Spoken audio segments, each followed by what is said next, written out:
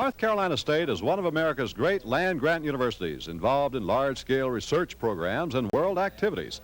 It also has a rich basketball heritage, born at Reynolds Coliseum, home of the Wolfpack.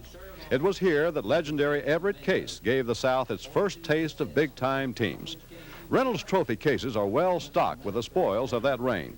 Case molded his champions with imports from his native Indiana, sprinkled with selected stars from the East. They netted 378 victories in 18 seasons. Significantly, from one of Case's initial teams came a man to perpetuate that winning style. Fellow Hoosier Norman Sloan accepted the challenge. If he approached the task any different than his famous teacher, it was to build on a pair of home state products. His first recruiting coup was to sign rangy Tommy Burleson of Newland. Then came quick and talented David Thompson of Shelby, destined to be one of the game's greatest.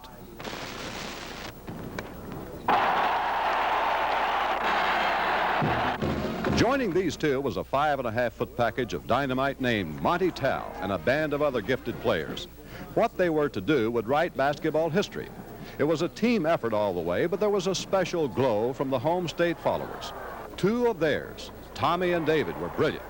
And it's these two native sons of the Wolfpack we feature on the eve of the game of their lives.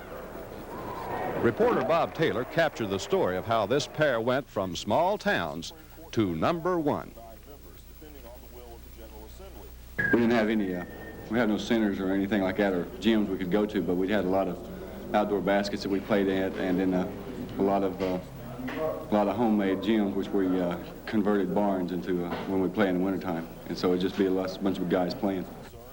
And home for Tommy Burleson is Newland, North Carolina, a one-traffic light town that proudly boasts to be the shrubbery capital of the South. But since Tommy hit the sports headlines, every block in town was as alive with basketballs as they were with shrubbery. And a couple of miles from the Avery County capital is the home of the Lorne Burlesons, a close-knit family in the mountain tradition. What do you see as the most important thing that you gave to Tommy in his basketball career? Well, I don't know, Bob, in growing up, Tommy, when he first started growing so tall, you know, he was thin at that time, and his legs weren't too good, so I ordered these shop packs from Sid's Roebuck, and the 2.5 pound, you know, that you wear on your ankles and so forth, and he wore those things religiously. He wore them to school, he wore them to church, he would caddy on the golf course and carry double, and here he come with his shop packs on, and I think it did help his legs a lot. Tommy was always big. When he was about 10 years old, he got most of his height from 10 to 15. Those 5 years, 4 of those years, he grew 4 inches per year, and 1 year 5 inches. I believe the 5 inches went from 13 to 14. Mr. Burleson, I guess this is a pretty special basket around the Burleson household. Well, this one here, Bob, I've had it a pretty good while, but we used to have our baskets in the barn. It's torn down now. It was too old and got dangerous. So I put this one up. It's been here for quite some time. Did you ever get out and work out with Tommy or practice with him? Or can you take him one-on-one? I can't take him. The whole family worked. We all played together, my wife too. We'd get out and play Sunday afternoon, Saturday. Kid sister Linda now keeps up that outside tradition. If Tommy kept his weekends open for basketball, he was more generous with his time at another home function, the family dinner table. He has a tremendous appetite. It was just next to impossible to feed him. Tommy's a very adventurous person. He's a very daredevil-like. He doesn't care to, try anything once, And we just had a blast. We just had fun. Did you fight like normal brothers and sisters? Oh, yes. We had disagreements, especially with him being a boy and a girl being, 2 years older than him. I felt like I should be the boss, but since he felt like he should be the man of the house, though. Until he was in high school, basketball was not his interest. 4-H on the farm, and we had some cattle, and he always had a a show calf that he cared for himself. And then finally, in his last year in high school, had the grand champion for Western North Carolina. I understand he's prouder of that than he is of his basketball accomplishments. In all honesty, that's his prize trophy.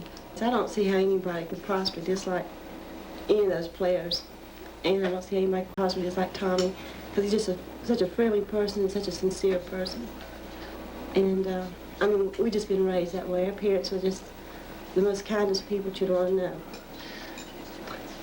And I used to think that winning was all that was important to them until what happened last Saturday, and then what happened to David, I just knew it wasn't. That those players are the most important part of us. Mrs. Burleson, what about David Thompson? What kind of an influence has David Thompson had on Tommy Burleson's life? Well, Bob, we've thought about it a lot. And I believe that he's the most outstanding young man we've ever known. And in all honesty, I believe he's influenced Tommy's life more than any individual. Being able to play with a ball player of that caliber is just, to us, unbelievable. For Tommy to be a part of it and for David to support him the way he does, it's just, well, it's just a miracle. I've always read about him and heard about him, through other people.